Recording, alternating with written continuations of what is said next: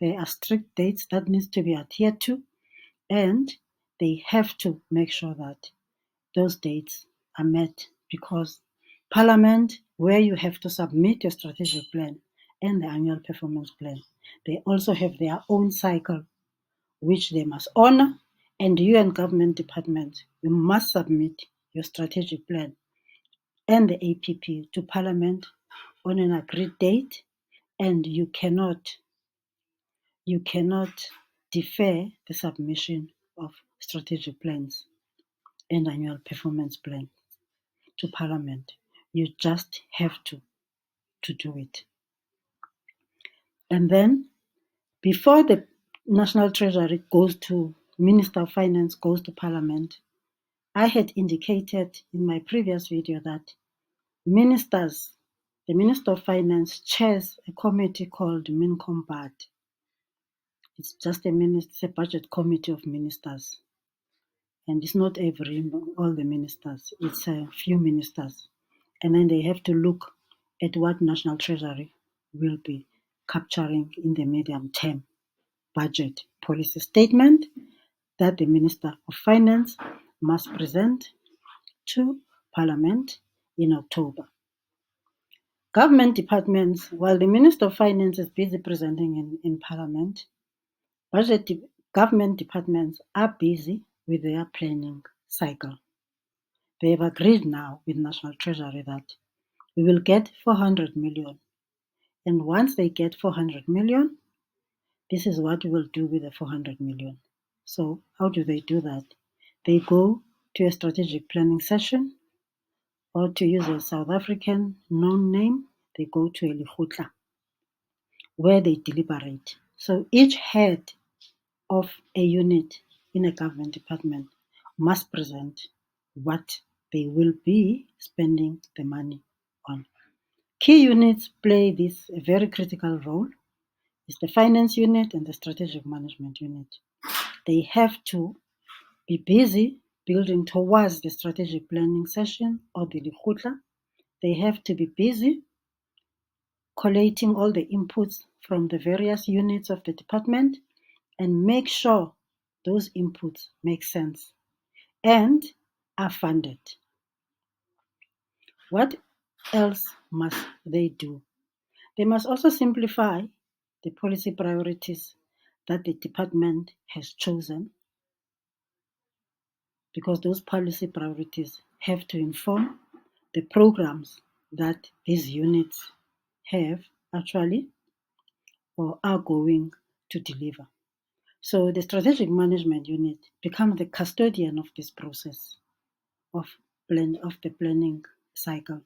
They have to go to the various units, have bilaterals, discuss what needs to be done, and simplify the policy priorities, because it's important to assist the other heads to simplify what is captured in the policy statement of the minister, which is informed by the policy priorities of the state. Because National Treasury would have indicated by that time that we give you $1 billion as a department.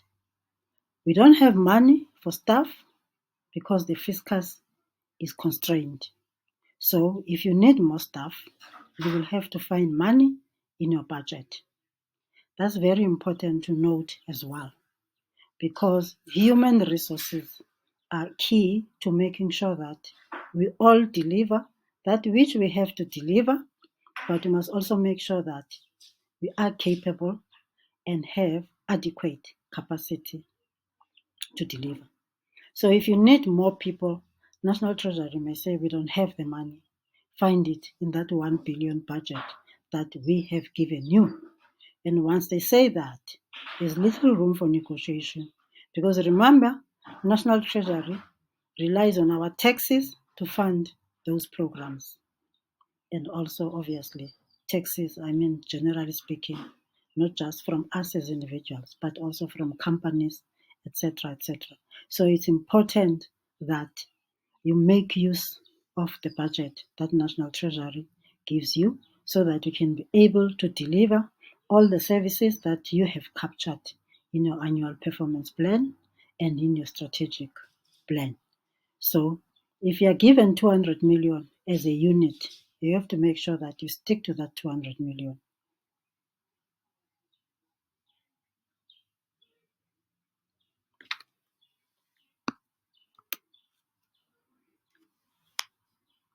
And be able to use the 200 million that you had requested. Now, you have to table the strategic plan to Parliament and the APP. And we have to do that 7 days before the minister of your particular department present the budget speech. So what do you do? Let me repeat. You have to submit your strategic plan and your APP to Parliament on an agreed date, as long as it is 7 days before your minister goes to Parliament to make his or her budget speech. You've seen ministers rushing to Parliament to make the budget speech.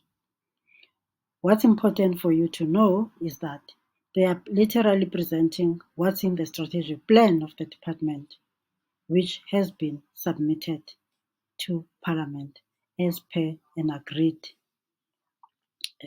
process. And once that process is done, then following the minister's budget speech, then a government department will be called. So we will see Parliament will release a calendar which indicates which department is coming on which day.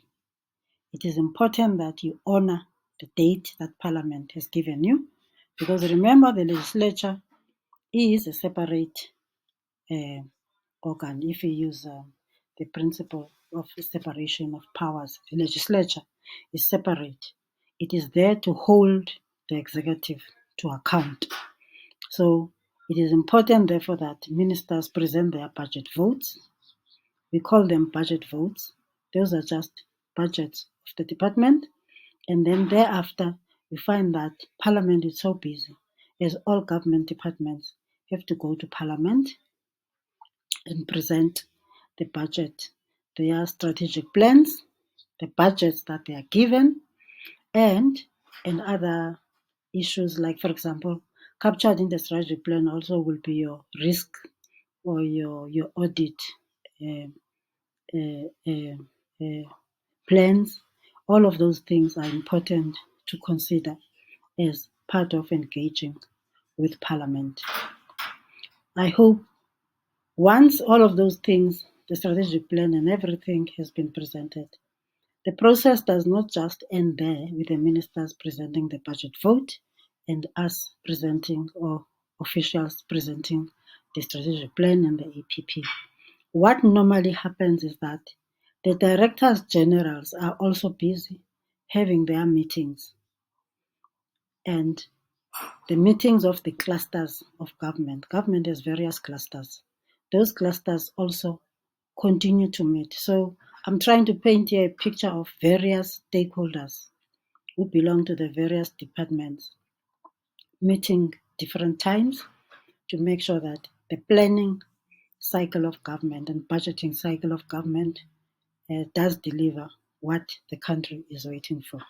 The directors general, you will find that they are also meeting. And then somewhere in November, December, they meet in a meeting of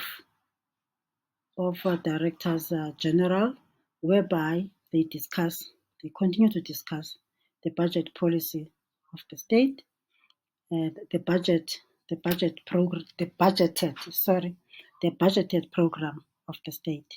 That's very, very important to note, because they then also in their final meeting towards the end of the year, they must also prepare for the cabinet likgotla that normally takes place in January. It's important of the new year. That's important to note that DGs must go and present what is coming out of the clusters, of the various clusters of government, and what's in the clusters agenda throughout the year is what departments are doing. And the person who chairs the Forum for Directors General is the DG of the Presidency, because she is the custodian of that process where DGs meet and then deliberate and then plan for the cabinet. Back to government departments. So the strategic plans and the annual performance plans are done. Then what? It's important to note that senior officials in government must then start the process of planning for their performance agreements. So what goes into performance agreements is what is in the strategic plans. So each head of department must meet with the Director General and sign the performance agreement. But before that, each head of a unit must meet with their staff and sign those operational plans, performance agreements with their staff, their units. And then the head of the unit must collate that information and make sure that the head comes up with what that unit or division will deliver for that year. This is important to actually note, and therefore it's important that to understand that performance agreements are informed by the strategic plans and the annual performance plans that you would have you would have you would have signed with your DG. Then what happens? The Director General then will use will reference the performance agreements of his or her executives to formulate his or her performance agreement with the minister. And then the new year starts with everyone having signed their performance agreements so that we live happily ever after. That's why every quarter there's got to be an annual review of your division performance, because you have signed the performance agreement. You have the annual performance plan of your unit, and therefore it's important that all of those things are honored in making sure that the the the strategic plan and the annual performance plan are delivered, and that the budget is spent. I'll leave it here, because next time what I'm going to take you through are the strategic policy priorities of the state. There is an MTSF document that was drafted in 2019, and it spans the period of 2019 and 2024. That document is still operational, but what I know is that government is working on a new document, which is called the Medium-Term Development Plan, which is governed by what the Government of National Unity has signed up for. But I will then take you through that document when it's ready. But what's important for you to do as part of your homework, go and read the medium-term strategic framework of government so that you can see what government has committed to deliver to the people of South Africa, and make sure that those things are delivered.